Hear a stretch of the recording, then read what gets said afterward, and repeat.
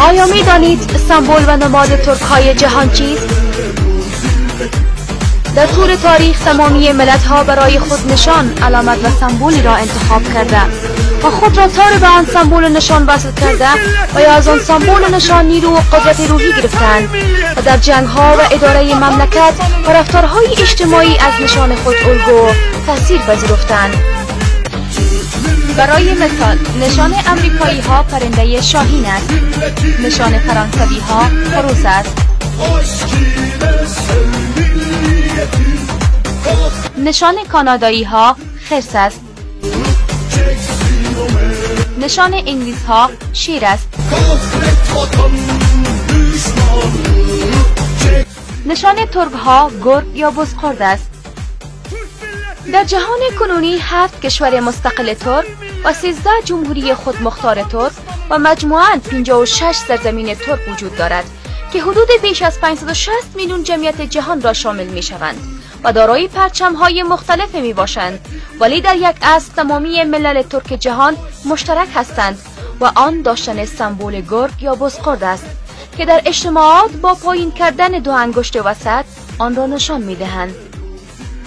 فلسفه این که چرا بزخورد نشان و علامت ملل ترک جهان شده است روایات مختلفی دارد که به یک نمونه از آن می پردازم.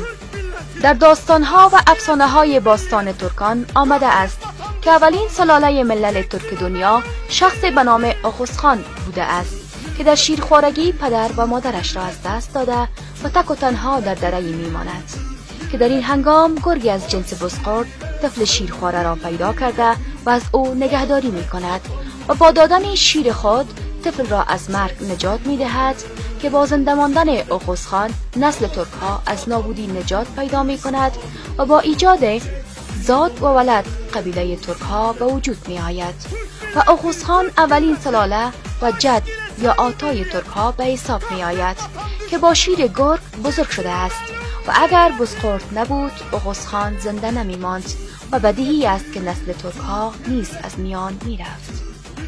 در سالهای اخیر در افغانستان نیز این سمبول میان ترک ها برای وحدت و همبستگی ترک ها به کار می رود.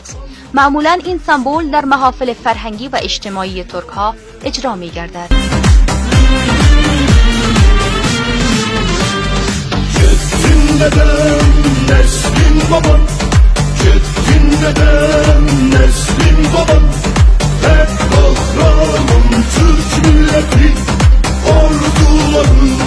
Pek çok zaman vermiştiler dünyaya şan.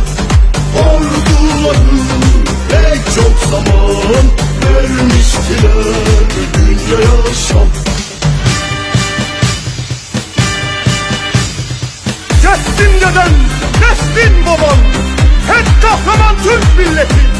Orduları pek çok zaman vermiştiler dünyaya şan.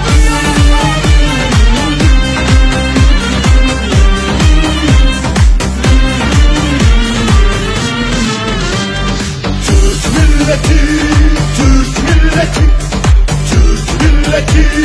Türk milleti, aşk ile sev milliyeti, kahret vatan düşmanını, çeksin o melu zilleti, kahret vatan düşmanını, çeksin o melu zilleti.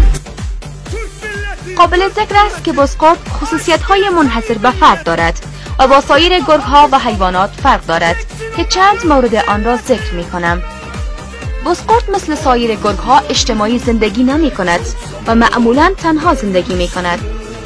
بزخورد فقط با یکی از همنوان خود ازدواج کرده و جفتگیری می‌کند و مثل انسان‌ها زندگی خانوادگی تشکیل می‌دهد.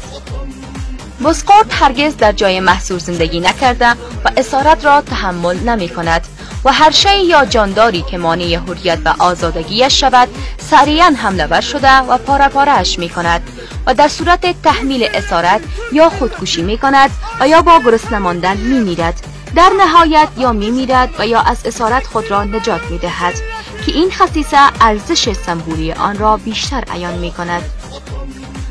بزخورد در برابر تجاوز بلانش و حمله دشمن خیلی درنده بوده و متجاوز را پاره پاره میکند. در واقع بزخورد حیوانی است با جسامت کوچکتر از گرگ‌های معمولی، نجیب، تمیز و مهربان و در عین حال زیرک، درنده و اسارت ناپذیر که با گرگ‌های معمولی خیلی فرق دارد.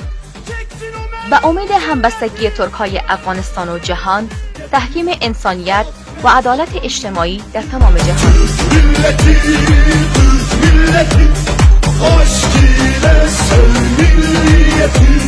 Kahret vatan düşmanı, çeksin o melu zilleti. Kahret vatan düşmanı, çeksin o melu zilleti. Türk milleti, Türk milleti, aşk ile sev milliyeti. Kahret vatan düşmanını, çeksin o melu